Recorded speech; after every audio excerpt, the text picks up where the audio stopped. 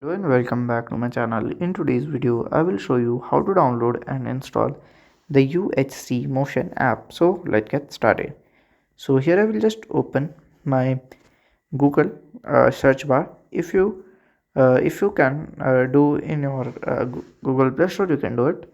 And if you are iOS user, you have to open your Google, your Apple Store. Then here have to search it. Okay, on your search button, the app name, you have to click on here. Then here you can see UHC Motion app. So I will just click on there.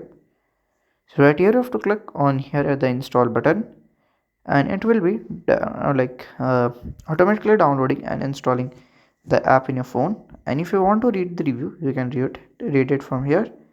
And if you want to rate the app, you can rate from here also.